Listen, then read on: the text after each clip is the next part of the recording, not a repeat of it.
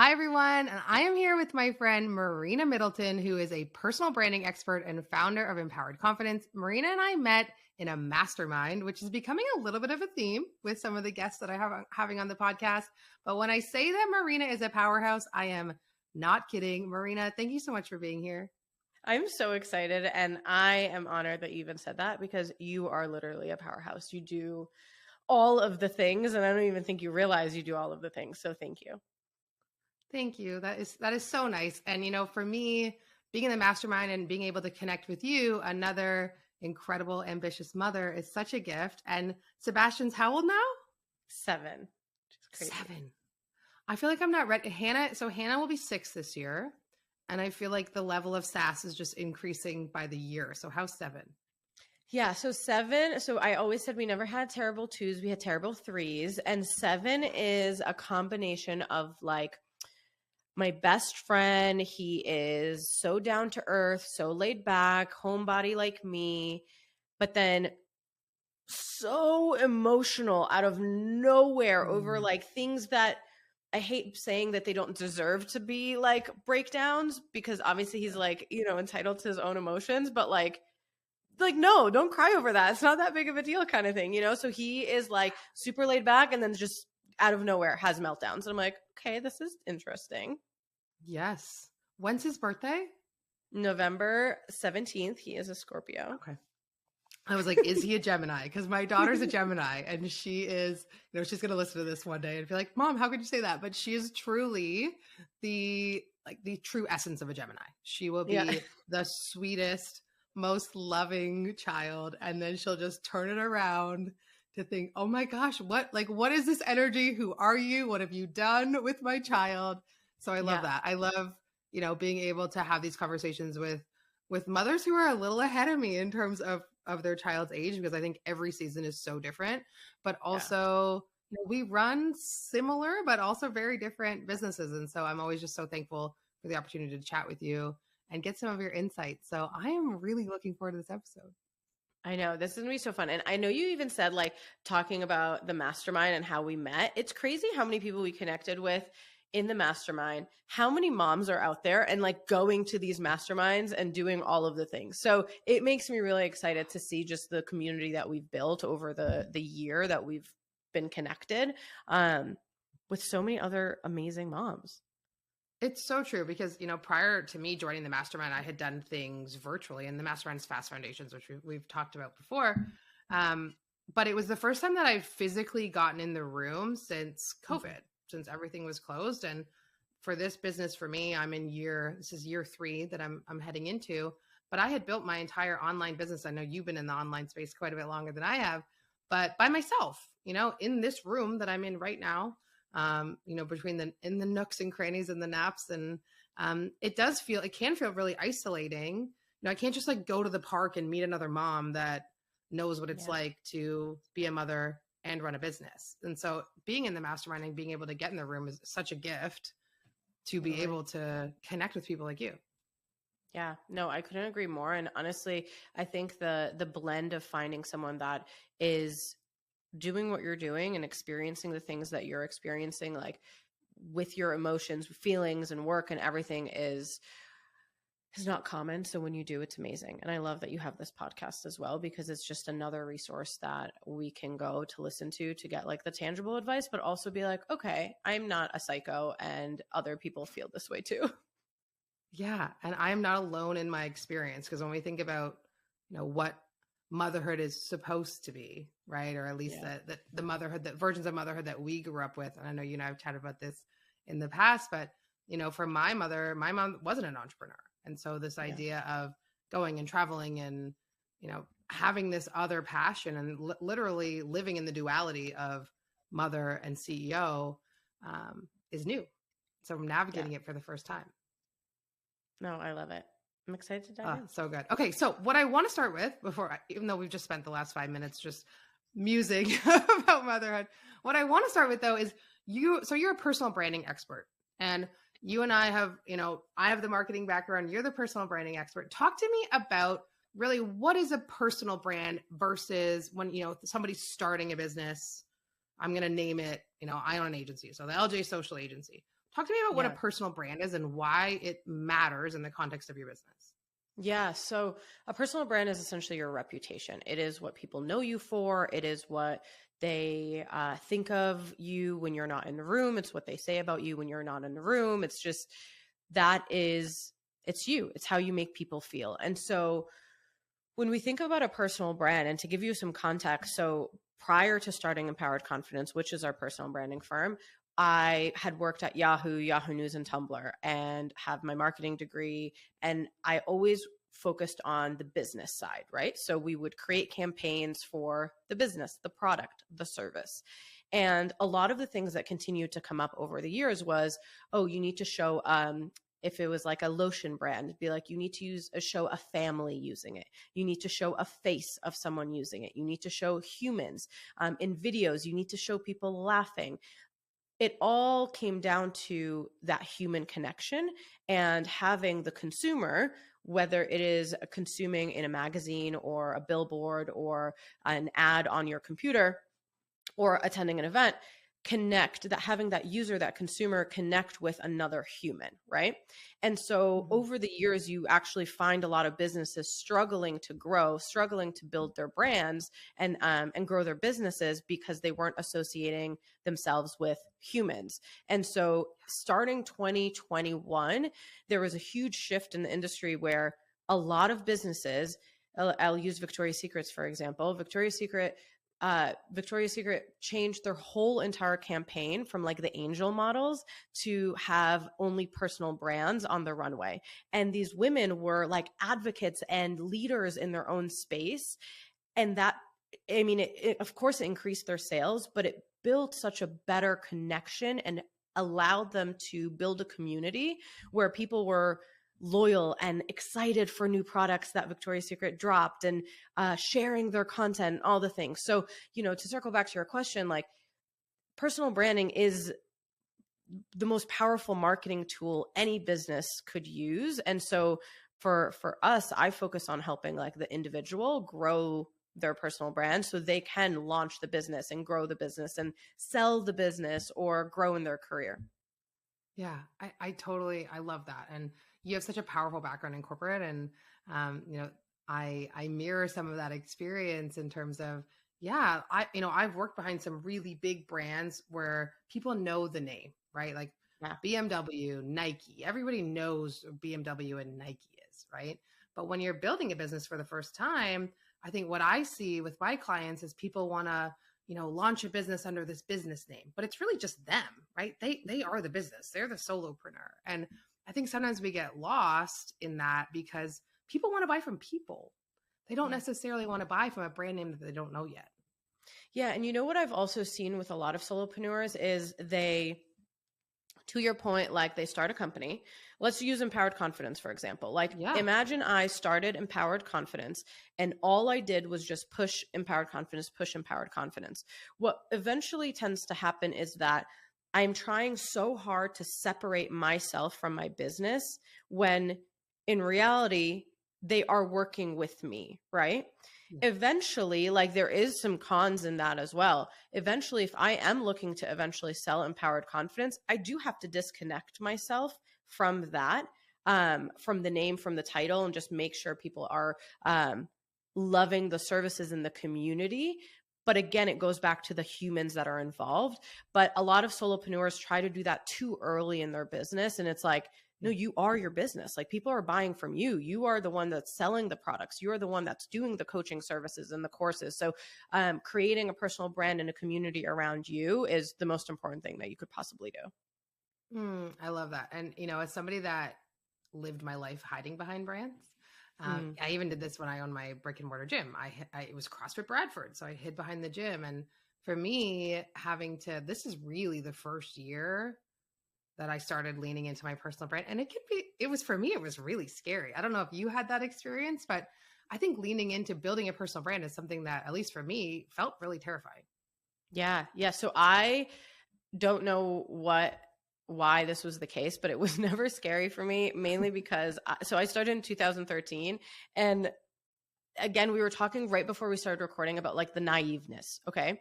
I was Yeah. so naive in 2013 that I shared anything. Like there was a picture of me straightening my hair while I was on the toilet. Like I literally shared Oh, wow. all the things on social. Like I didn't care about anything. And so from 2013, I was sharing the most vulnerable stories of body dysmorphia, competing, not having money, like trying to figure out New York life, getting pregnant at 23. Like I shared it all, right? And so Yeah.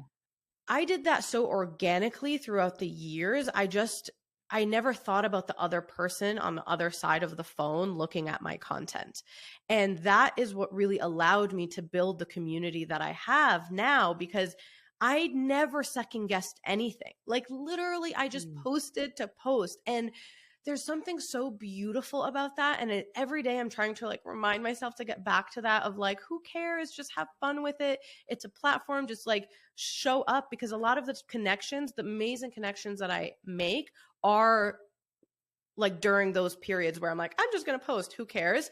And so to your point, like sharing your personal brand and yourself, or building a personal brand for yourself, can be scary. But like, what's really cool is that you're not pretending to be anybody else. Like you're showing up as you know? And so the scary part is just like how we feel about ourselves, you know, the things that we doubt within ourselves, that we're like, ooh, what if someone like catches on that maybe I don't know how to do this, or maybe I'm, you know, figuring it out. And so I challenge people to think like, it's less about, oh, I'm scared to build a personal brand, and more of like, what am I scared of people saying? What am I scared of people like thinking of me, and working through that. Yeah. I love that. And I think that's such a great point. And, you know, and I see that a lot. You know, I'm supporting women as they build their businesses online and using social media. And there's a lot of fear around that, and a lot of fear of, you know, what other people think. I like to I like to use a reference of like Katie from high school. Like what if Katie from high school sees? There is no Katie from my high school. It's just Yeah. these are the people that that for whatever reason, this is where the fear is, right? And it's, are Yeah. you giving your power away to strangers on the internet? Or are you giving your power away to, you know, Katie from high school, who's, if she's judging you, is certainly doing less than you are in Yeah. And life. you know what? Um, All of the Katies from high school have reached out to me over the past few yeah. years, just being like, it's really cool to see what you're doing. And if I painted a picture of like the negative Katie that is like cackling me, like, who cares? You know, Yeah, like this who person cares? is like not relevant to my life whatsoever. And, you know, another thing too, just like to touch on that, a lot of the times we try to be this like perfect person, and it puts a very unrealistic pressure on who we are, um, Yeah. and like how to show up. And people don't want perfection. Like they want real. They also don't want you to be negative every single day on social, but like they want Yeah. real. They want who you are, you know? And even Yeah. like you earlier introducing me, I was like, the titles are great, but also like, I'm a mom, I'm a wife, like I love to go shopping, I love pink, you know, like there's so Yeah. much more to just us besides our title. So Yeah. that's like the biggest thing that I wish people would really like hone in on. I love that. And, you know, for me, I was a person that grew up very self-conscious, very, you know, I was not the person that fit in school. I always felt like I was, you know, trying to find my way and find, um, I guess searching for external validation is maybe the word. It wasn't actually until I became a mother that I stopped caring about that. Because I think for me, it was just this shift of, well, now I have to keep these humans alive. So I don't really care what anybody else thinks about me. And so for me, motherhood was actually a really big gift in that, because you realize how, you know, you're in a diaper, you've just pushed a human out of your body. There's no, you know, any sense of mystique between you and your partner, if you have one at the time, is gone. Yeah, And it's you done. realize that you're like fighting for another purpose. And so, you know, for me, when I think about what I do, why I do what I do, yes, it's because I want to make impact in the world, but it's also because I want to leave legacy for my children. And so I like to put that hat on when I have those moments of doubt. And, you know, before we started recording, I even expressed some of the fear and doubt that I have about this podcast, and Yeah. that's scary. But at the same time, I'm going to just push it aside, because I know my kids, whether one person listens to this, 10 people listen to it, I know 20 years from now, my daughter's going to listen to that. And, Mm-hmm. regardless of what our relationship is like at the time, hopefully we're the best of friends. She's going to get to listen to it. And for me, that's really what it's about. Yeah, Sebastian puts it on his phone and on his iPad, and which is why I've shifted from cursing on my podcast to not cursing, because we don't curse in this house, and so sometimes I do get really spicy and like we slip up, and or I slip up, but it is something so, I don't know, it's just so beautiful to be able to live like a life that we can show our kids is like their norm, and you touched on it earlier. Like my mom's not an entrepreneur, or she wasn't. My dad was an entrepreneur until they came here in the States, and they owned pizza stores, but they never identified as entrepreneurs because in their heads, like their shop was like very stable, and like there was like structure. They, you know what I mean? Like it was like a brick and mortar. And so I don't know why they never identified as entrepreneurs. And so I never really looked at them as that. And so as I got older, I realized like, wait, they did have their own business and they struggled a lot through it. And like, as I get older now and having Sebi, I'm like, he gets to see like that being an entrepreneur is so normal. Traveling is so normal. Like creating a podcast, normal. My mom and dad did that, like selling a business, normal. My dad did, like all of these things that weren't normal for us is now going to be like second nature to them. And that to me is like the biggest gift that I could provide to him. I love that. Oh, I'd love to, lean into your motherhood journey a little bit if you're open to sharing. I know on your own podcast, she did it anyway. If you haven't checked out Marina's podcast, you need to. It is incredible. I know you've shared a little bit of your motherhood journey, and I'm sure that could, that in itself could probably fill a 3-hour podcast if you and I were to jam out on that. But I'd love for you to share some of the snapshot of what that was like for you, where you were at in your life having Seb. And then, I don't believe you were an entrepreneur before. I think you were working before. Anyway, I'll let you fill in the blanks because it is a really powerful story. Yeah. So it's so funny because I actually recently found a book from my like middle school where I wrote my dream life, and my dream life was to be a wife and a mom. And I was like, I'm going to be the best wife and mom that like any husband or kids could have. And it's really cool to see that was like my aspiration. And not that is not my purpose now on earth, but like I have so much more to do, and like so many aspirations and so many goals. And so it's really cool to like reflect back on that. But I say that to say like, I wasn't actively trying to have kids. I was so young, and so I was competing, and I, was in a, yeah, I did fitness bikini competitions. Yep. Yeah. So I did fitness bikini competitions. And so I actually like never got my period ever. And it was like very, very interesting to me how the body works. And so I was dating someone at the time, and I had just gotten out of a long relationship, dating someone at a time, didn't think it was going to be serious. I ended up getting my period randomly because I had stopped competing. And the month after I got pregnant, and I was like, oh my God. So to like give you even more context, like I am Coptic Orthodox. I come from a very, very religious conservative family. My cousins are all like very successful, very, very successful humans, very professional humans, even though like not in their personal life, they're a joke in their personal life, but in their professional life, they're very successful. But it was crazy because like that stuff didn't really happen in my culture. And if they did, it was very hush hush. And so I found out I was pregnant, and I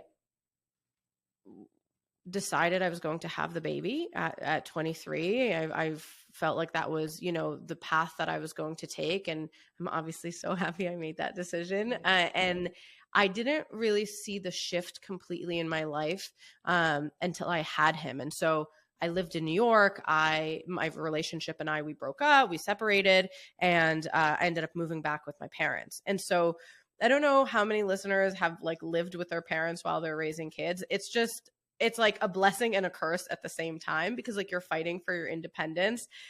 to raise this human, but also you're like, help me, help, please do this night feeding, you know, like, and there's so many times I remember Sebi would be like hysterically crying, and I had already fed him and changed his diaper, and I'm just like looking at him there, I'm crying, and I'm like, what do you want? Like, I've given you everything you possibly could need, you know? And it's just crazy to think about what motherhood was like the first year of him being alive, because it's so different now that he's 7. And so, yeah, so I had him, we moved home, my parents helped me. And then I met my now husband when Sebi was a year and a half, and we started dating, and he adopted Sebastian in 2020, right during COVID. So it's a crazy journey. But I would not change it for the world. Like I say this all the time, I could rewrite my life over and over and over again, and I would write it exactly the same way, because I could guarantee that Sebastian would be here. And so to highlight, like when I found out I was pregnant, it like, sure, I was like scared, and I was very scared, and I was like, oh my God, what am I going to do? But it wasn't until I brought him home that I was like, oh my God, like, what am I going to do? You know, like, this is a human. Like, so all I kept saying, which I love that you said, I'm like, every time, and he was super colicky, every time something would happen, I would take him to the hospital, like anything, a cough, a sneeze. I'm like, oh, hospital, like, we're gonna just go see the doctor. And I kept saying, like, I just have to keep you alive, bud. Like, I just want you to stay alive. Like, let's just hang in there. Like, we can do this together. And it gave me a strength that, like, I don't even know how someone else could find that strength outside of motherhood. Like, I genuinely, like, I don't know. Yeah. No, I genuinely believe, I always laugh at myself because I have this memory of being in my corporate job in my early 20s. So I probably would have been about 23, and having, you know, bosses with kids, and they would leave, you know, they'd come to work a little later and leave a little early. And my selfish 20 something self would think to herself, oh, like, that must be nice, you know? And, or people would say things like, oh, you know, working moms, they, you know, they're superheroes. And my single childless 20 something self would think, you know, like, that's not a real thing. Like, that's just something that people say. Yeah. And then now that I live it, it's like, oh, 20 something Laura, you're an asshole for starters, but also, like, how wrong you were. Yeah. You know, it's like that conversation of when people are like, oh, I'm so tired. And I thought I was tired in my 20s. You're tired. I was not tired. I was tired by, you know, maybe I thought I was tired, but it's true. It's like this whole other leveling up of being a human. And I think that's a blanket statement for all moms, whether you're a stay-at-home mom, a working mom, or you're an entrepreneurial mom, you're a masterful person, right? Like, to be able to do all of that is insane. And like, for you, you know, your story, I had to laugh a little bit when you're talking about going to the hospital. I'm really lucky because my husband is a emergency first responder. And so oh my God, if you were to call 911, he's the one that shows up. So I did have a lot, you know, still to this day, anytime my kids seem off, I'm like, Dan, is this okay? Is this a hospital trip? What's happening here? You know, like, I've got the built-in support. So that's how my cousin is. I would do that if I didn't have Dan. That's how my cousin is. My cousin Gina is an emergency medicine doctor. And so, but she's also like emergency medicine. So like similar to your husband, like, you see the worst of the worst. So his, like, her benchmark is so bad that I'm like, I remember the first time he was like 4 days, she came over and she was like, he seems a little yellow. Is he jaundice? You said he was spitting up. And so we ended up going to the hospital 4 days, like, alive, and he was fine, you know? And so it's really, really funny. And it's also interesting you say that, because now that Sebi is 7, so like, I took a year off of work. I had lived off of my maternity leave. I had savings, and I was with my parents, like, thankfully. And so I took a year off. I went to therapy. I worked out, and my whole life was Sebastian. I woke up, I fed him while he was sleeping. I was showering.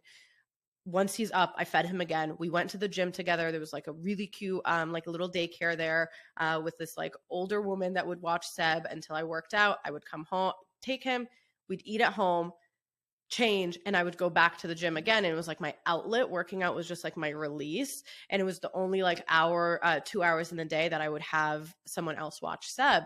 And I ended up going, applying for Yahoo when Seb was a year old, and thankfully I got the job. And so my parents watched Seb while I was in school, and that was while I was at work, and that was really hard for me to commute. I was living in Gardner, Mass, and work was in, for anybody that's in Massachusetts, was in Boston. So it's like door to door, about an hour and a half, 2 hour commute every day. So that's 4 hours that I'm missing away from my child. And I remember like Sebi was sick one day, and I had asked my boss if I could work from home, and he is a man still, and he didn't have kids, and he said, if you feel like you really have to. And I remember like so much guilt that I had. And he wasn't like young at all, you know, just reflecting back to you being like 23 in corporate, like he wasn't too young, but like he just didn't have kids. So he just didn't understand. And I was like, yeah, I do feel like I have to. And I felt so much guilt. Like I felt like I was doing something wrong. And so I stayed home. Obviously I took care of Seb, but I realized that a lot. And even my friends and family, now they have children, and now they're like, oh my God, Marina, I mean, their first kid, but they were like, oh my God, Marina, like, I can't believe you did this by yourself. Oh my God, I can't believe you experienced this by yourself. Like, I had no idea. And I'm like, how are you supposed to know? Like, you genuinely don't know unless you're in it. And so I always like to give my friends and family grace that don't have kids, of like, I know they're tired too. Like, I know working an 8-hour overnight shift is exhausting, and I don't want to do that, you know? So I always like to like give them grace, and also say like, I'm also very tired, you know. I'm less tired now because Sebastian's 7, but I was definitely very tired before. Yeah.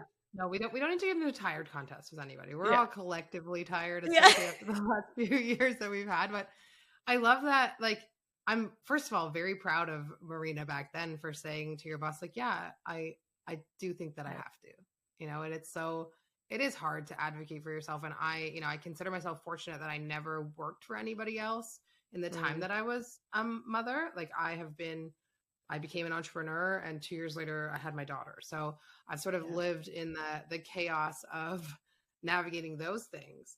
But I do thank my lucky stars every day. I don't know what it's not even lucky stars. I thank myself, my past self, for making the decision to grow my own businesses and to, you know, put my faith in myself and roll the dice of entrepreneurship, because sometimes that is what it is. So that I can be present, and I have been around. Now, that doesn't mean that I didn't answer emails in the diaper at the hospital for running my business, which I totally don't recommend. But, you know, I love that we spoke about that, because I think having a 9 to 5 and working for somebody else, and then having to navigate what is really the more important, right? Like, your child is always going to be more important, but you do need to create an income and feed your family, certainly if you're alone. So I commend you for being able to do that at 24 years old, because my 24-year-old self could absolutely not a chance was my 24-year-old self doing any of that. But I'd love to sort of shift to now. And so, you know, I know, and you started your business during COVID.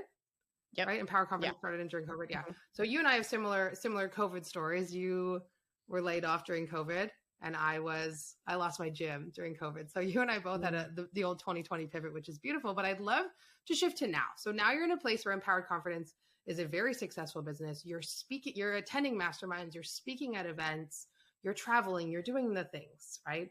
But then you've got Seb at home. I'd love for you to speak to, and because I think this is so important, especially for me, I'm in this chapter where it's really difficult for me to leave because Miles is 2. So the level of need is different. And I would just love for you to speak to how you create space for all of these beautiful events that I watch you enviously attend. And one of these days I'll be there with you. I'd love to just hear you speak to how you navigate that with Seb, and how you manage the duality of, I'm sure, wanting to be with him, but also wanting to be out there and promoting your business and doing the things because they're important as well. Yeah. So I am doing a lot. I do a lot. And I like to remind myself that I travel and I get to do all of these things. And for years I didn't. Like for a very, very long time, I didn't. And if I did, Sebi was right by my side, which I loved.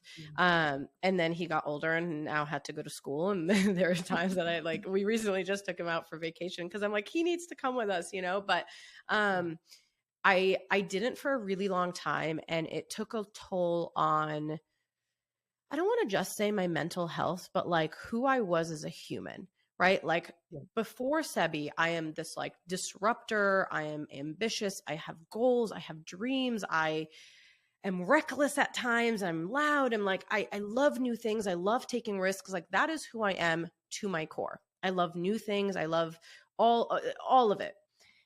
And for me to be the mother that Sebastian deserves and the wife that Matt deserves, I needed to start allocating time for myself. And so what you see now definitely was not how it's been the whole entire time. Like, sure, like early on when I was single, like definitely, but like even up until 2020, when it really started, because I always felt guilt leaving. I felt like so much guilt, like every work trip, every event, anything that I did without Sebi, I had this like mom guilt, which is actually like two words that I hate to my core. And I'll tell you why in a little bit. But so in 2020, obviously our house became where we worked, where we ate, where we worked out, where we slept, where we taught our kid. Like we did all the things there. And I was so unhappy. Like I was just genuinely so unhappy. And it was this like gift and a curse of like, you get to spend so much time with your family, but also it's like, I get to spend too much time with my family. Like there's, you know, like I need some space. And so I had actually purchased Matt for one of his gifts. I think it was like Father's Day or his birthday, a weekend away in Newport, Rhode Island for him to do his own thing because he was also starting his company.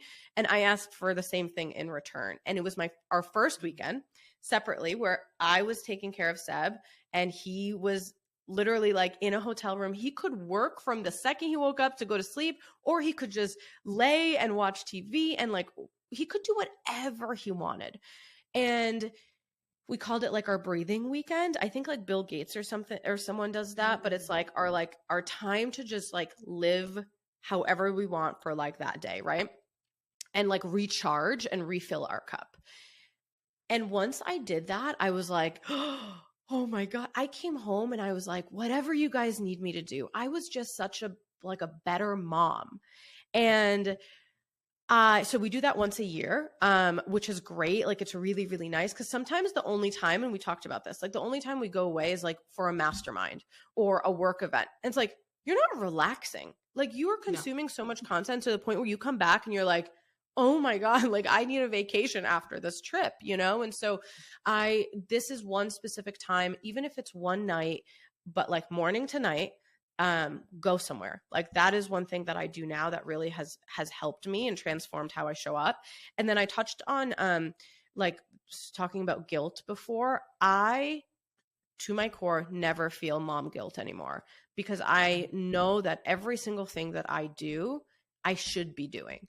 If I felt like I shouldn't be doing it, I wouldn't do it. Like it's really that simple. Like if I feel like me leaving Sebastian for this event is like bad or not worth my time, I won't go. And so that is like a boundary that I stick to, that like, if it's not worth it, I'm not going. It needs to be a hell yes. If not, it's a hell no. I don't feel guilt. I just feel very sad leaving because I miss him. That's just the only thing that I have to deal with emotionally. And so to cope with that, I do FaceTimes all the time. I make sure the house is prepared so I can leave their clothes ready. And like, so I don't feel like, are they okay? But everything's always okay. Like they need me, but like they don't need me. They're okay. Yeah. Oh my gosh, Marina, that's such a gift. This idea that like, if this isn't what I'm supposed to be doing, that I wouldn't do it. Right. And I think that that's so powerful because it's so easy. And, you know, you and I have this in common. You know, you talked earlier about, I don't know if we were recording or not when we were talking about it, but all the other things that you are, right? You're not just a mom. And I really feel powerfully about that. Like, but I like to think about myself, we'll use a food reference, like a pie, right? And being a mom is like a slice of who I am. But there's so many other aspects of me that are important. I think it might've been on TikTok, but someone was talking about being like more than just an oven, which sent me into fits laughing because I thought it was so funny. But like we are so much more than just moms. And for some women, being a mom is what they desire. And that is the blanket statement, what they want to do. And I think that's great if that's what keeps you whole and fulfills you. But I share that similarly, and I still am in a place where I feel guilt. Even going to Arizona recently together, that felt guilty. I felt guilty, but I feel like you just given me, and I hope for anybody that's listening, such a gift in that permission to recognize that if it wasn't what you were supposed to be doing, you wouldn't do it. And I think it's so important for my daughter and my son. He's too young to see it really now, but to know that you can create whatever version of motherhood that you want. Yeah. Right. And work and life. I didn't have these things mirrored for me. And it's so beautiful to meet people like you and the other women that I've been able to interview on the podcast who really are redefining what it means to be a good mother. Right. If you're watching on video or not listening to the audio, I'm putting this in little bunny rabbits because, we all know that that's mostly bullshit, but to really recreate, you can really live a life by design. And I think you're doing that in such a beautiful way. And not only for Seb, but for the women that follow you and cheer for you and the women that are part of your community, myself included. It's such a beautiful example of what's possible. And so I thank you for that. Oh, that means so Marina, much. I'm so glad that you I'm so glad that you're here. I'm so glad that you took this time. Let the listeners know how to find you, because if you're not following Marina, you need to, even if it's just to see the proof of what is possible for you in your life. Marina, let us know what is the easiest way to find you. Yeah, so I live on Instagram. So Marina A. Middleton. Marina A. Middleton is where you can find me on Instagram. Also on TikTok, and She Did It Anyway podcast. Definitely tune in there. We have a lot of fun there. Yes. And if you want to, Marina does the best get ready with me. I'm trying to study them. Like, how do I do? I feel like you need to start doing some makeup tutorials for me and people like me, because I have no idea what I'm doing. But I'm just so grateful for you. And thank you for bringing your energy. We are going to put all of the links to your podcast, all your socials in the show notes so people can check you out. Marina, thank you so much for being here. Thank you for having me. This was amazing. It was so fun. All right, everybody. We will see you in the next one.